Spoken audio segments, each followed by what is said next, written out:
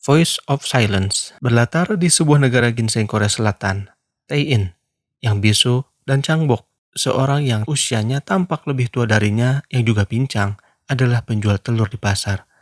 Mereka merangkap sebagai pembersih mayat yang bekerja sama dengan beberapa gangster untuk menghilangkan jejak aksi kejahatan mereka.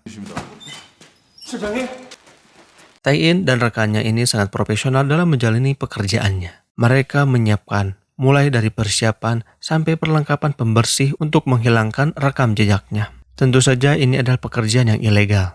Mereka melakukannya secara sembunyi-sembunyi.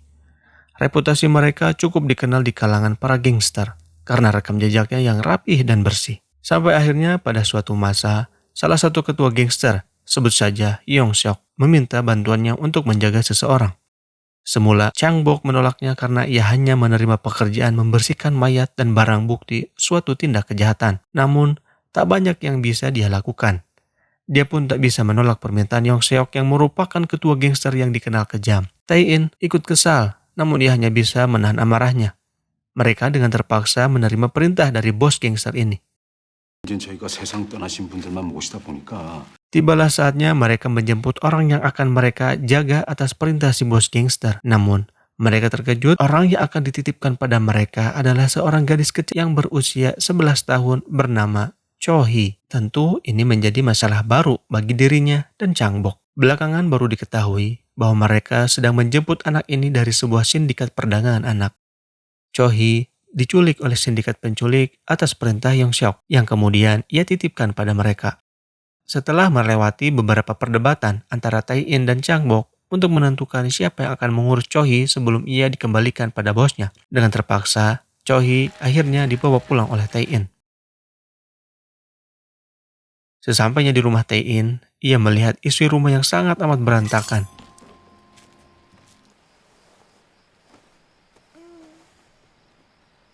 Ia juga sempat keheranan dengan keberadaan seorang anak kecil yang sedang menonton dengan tenangnya. Ia sempat mengira bahwa anak itu dan dirinya adalah korban penculikan. Namun setelah ia bertanya, ternyata anak itu adalah adik kandung Tae-in. Nama anak ini adalah Munju. Rupanya rumah ini hanya dihuni oleh Tae-in dan Munju saja. Tae-in yang lebih banyak menghabiskan waktu untuk bekerja membuat kondisi rumah dan adiknya ini kurang mendapat perhatian. Sampai-sampai Munju tidak tahu cara untuk mengurus rumah dan dirinya sendiri. Keberadaan Cho-hee membuat semuanya berubah. Ia mengajarkan tata krama dan sopan santun yang harus dilakukan kepada orang yang usianya jauh lebih tua dari mereka. Bahkan, ia merapikan semua isi rumah yang awalnya berantakan kini menjadi rapi. Membuat Tae-in menjadi terkesan dan simpati padanya.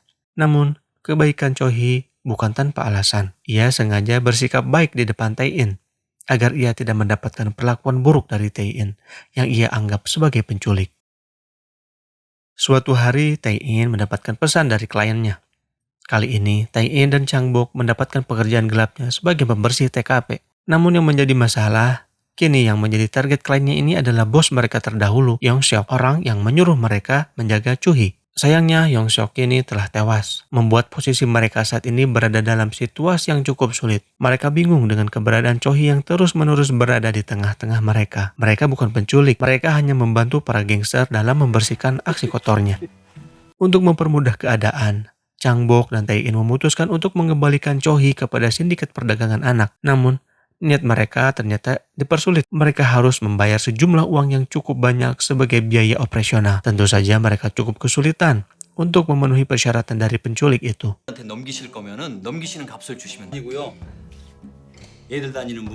Mereka pun memutuskan untuk kembali pulang. Cho-hee kembali dititipkan kepada Tae-in. Namun, sebelum mereka pergi, Changbok diberikan pesan agar ia meminta tebusan kepada orang tua Cho-hee secara langsung. Ia sempat menolaknya. Namun dengan bantuan para penculik, akhirnya langkah itu pun ia tempuh juga. Surat permohonan tebusan sudah dikirim kepada orang tua Cho-hee. Selama menunggu balasan, mereka terus melanjutkan pekerjaan mereka sebagai pembersih TKP. Cho-hee selalu mendampingi mereka dalam melakukan pekerjaannya. Dengan kepolosannya, bahkan Cho-hee ikut menguburkan salah seorang korban kekerasan gangster. Tae-in yang pada dasarnya adalah orang baik merasa tidak nyaman dengan kondisi saat ini. Dia merasa kasihan kepada Cho-hee yang seharusnya dia tidak berada di sini menyaksikan perlakuan kekerasan yang seharusnya bukan jadi tontonan anak-anak. Tai-in semakin simpati dengan kebaikan Cho-hee yang kini semakin perhatian kepadanya dan adiknya. Tibalah waktunya di hari transaksi penebusan Cho-hee. Rupanya, ayah Cho-hee menyetujui tebusan yang diminta oleh mereka. 야, 앉아봐. 그럼 이 편지가 그러면 제 시간에 도착을 안 하면 어떡할 건데 그러면? 어? 얘 아빠가 돈 준다고 해놓고 안 오고 그러면 Changbok dan Tai-in membagi tugas. Dia menyuruh Tai-in untuk menyerahkan Cho-hee di penampungan anak-anak jika dalam batas waktu yang ia tentukan dia tidak mengabari Tai-in, atau apabila orang tua Cho-hee tidak memenuhi tebusan yang dimintai oleh Changbok. Sementara Changbok akan mengambil uang tebusan di tempat yang telah mereka sepakati dengan orang tua Cho-hee. Sebetulnya, Changbok tidak mau terlibat dalam transaksi ini. Ia dijanjikan oleh para penculik yang akan memberikan bantuan padanya. Namun, para penculik itu tidak menepati janjinya, membuat Changbok terpaksa harus melakukannya sendiri, membuat dirinya menjadi bimbang dan juga galau. Ia merasa khawatir karena bisa saja ia terperangkap polisi yang mengintainya saat transaksi berlangsung. Ditambah lagi, ini adalah pengalaman pertama baginya berurusan dengan penerima tebusan. Dengan begitu, orang tua Cho-hee akan menyangka bahwa dia adalah seorang penculik. Namun, di sisi lain, ia juga tidak mau terlibat dalam masalah ini terlalu dalam, hingga akhirnya ia terpaksa harus melakukannya sendiri dengan segala kemungkinan yang akan terjadi padanya. Kini Changbok berada di tempat yang telah ditentukan untuk mengambil uang tebusan. Ia mengikuti seseorang yang memiliki ciri-ciri yang telah dijelaskan sebelumnya. Dengan rasa panik, ia terus mengikutinya sampai di sebuah gang kecil.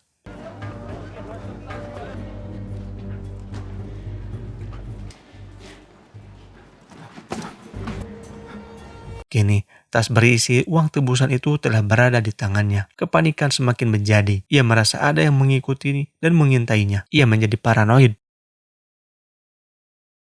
Kepanikan ini membuatnya berada dalam petaka. Changbok tersandung. Dia terjatuh hingga kepalanya terbentur dengan sangat keras. Sesaat ia pingsan, walaupun pada akhirnya dia berhasil bangkit lagi. Namun, darah dari kepalanya mengalir dengan deras, menunjukkan perdarahan pada kepalanya cukup serius. Dia terus berusaha untuk berjalan, sampai akhirnya raganya sudah tidak bertenaga dan terkulai lemas di sebuah anak tangga. Dan Changbok pun tewas. Di tempat lain, Tai-in mulai gelisah. Dia menanti kabar dari partner setianya, Changbok, yang tak kunjung datang. Sesuai dengan rencana awal, Tai-in membawa Cho-hee menuju sebuah penampungan anak-anak.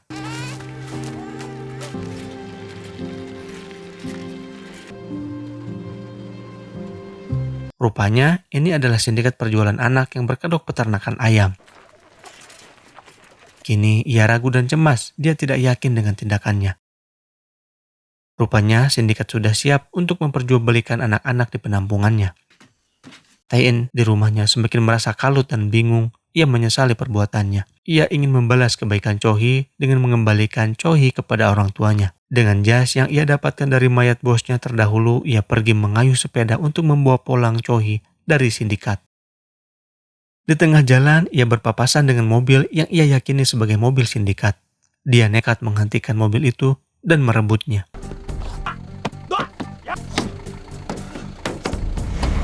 Dia pun berhasil menyelamatkan Cho-hee. Rupanya, Cho-hee dicekoki obat penenang dan dia mabuk. Tai-in berusaha untuk merawat Cho-hee semampu yang dia bisa. Dia berusaha mencarikan obat di sebuah kota yang jaraknya cukup jauh dari rumahnya. Sementara Cho-hee, ia tinggalkan untuk sementara waktu di rumah bersama adiknya, Moon-ju. Di rumah, Cho-hee yang kesadarannya mulai pulih, ia mendapati pintu rumah tidak terkunci. Ini adalah kesempatan untuk melarikan diri dari gubuk kotor itu. Dia mengajak Moon-ju untuk bermain petak umpet yang sebenarnya adalah cara untuk dia agar bisa mengelabui Moon-ju. Kini, ia berhasil lari jauh dari rumah Tai-in dan juga Moon-ju. Ia berlari sampai cukup kelelahan. Di tepi jalan, ia bertemu dengan seorang kakek tua. Cho-hee memohon bantuan kepada orang tua itu. Namun rupanya, orang tua itu seperti memiliki niat jahat kepada Cho-hee.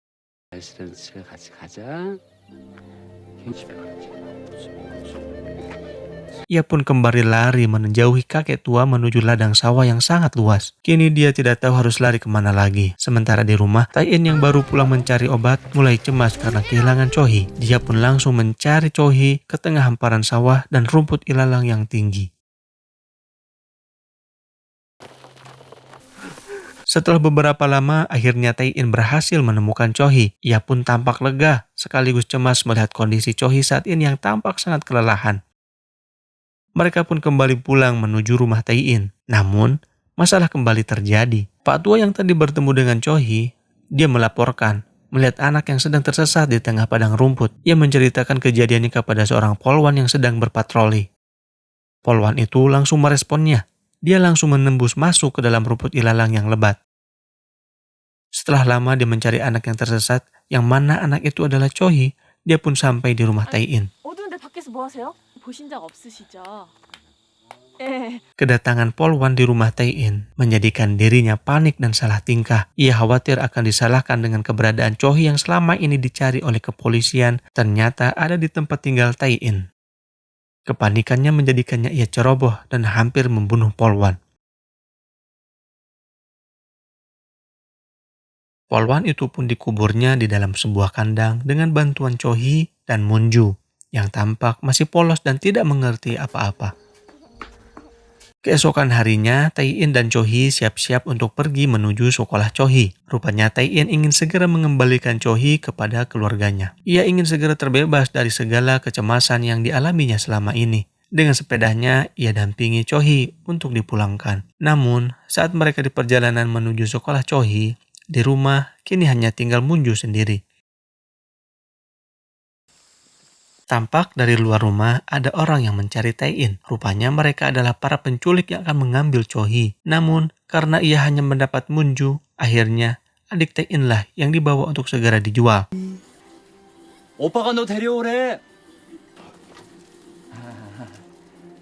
Tiba-tiba, langkah salah satu pencuri tertahan. Rupanya, polwan yang semalam disangka Tae-in telah mati ternyata masih hidup. Demi keselamatan dirinya, akhirnya penculik itu pun pergi meninggalkan Moon-ju dengan polwan itu. Kembali pada adegan Tae-in yang kini sudah sampai di sekolah Cho-hee. Kini mereka bertemu dengan salah satu guru Cho-hee. Tae-in tampak terharu karena berhasil memulangkan Cho-hee dengan selamat. Ia berharap mendapatkan ucapan terima kasih atau tanggapan yang positif dari kepulangan Cho-hee. Namun yang terjadi malah sebaliknya. Cho-hee tiba-tiba menunjuk Tae-in dan menuduhnya penculik. Sontak membuat ibu guru dan orang-orang yang ada di sekolah meneriaki Tae-in sebagai penculik. Tae-in yang jadi panik pun langsung lari sekencang-kencangnya. Tampak raut wajah penuh kecewa di wajah Tae-in. Kebaikan yang ia anggap akan dibalas dengan kebaikan, namun malah jadi musibah bagi dirinya.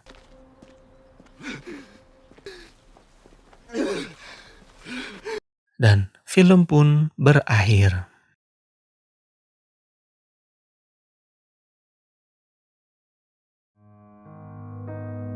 Perbedaan karakter kedua tokoh utama pada film ini membuat kita banyak melakukan refleksi sampai memikirkan batas yang tidak jelas antara baik dan buruk. Film yang ditayangkan perdana pada Oktober 2020 lalu bisa dibilang film baru dengan wajah Yoo Jae-myung yang memerankan Jang Dae-hee pada serial drama Itaewon Class dan Yoo Ah-in yang memerankan Tae-in yang pernah muncul dalam film Alive. Dan sebagai informasi saja, aktor Yoo Ah-in yang memerankan peran sebagai Tae-in rela tidak tidur sebelum syuting.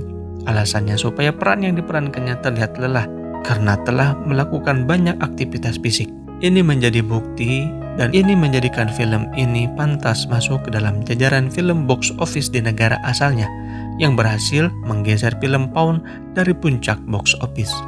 Jangan lupa subscribe.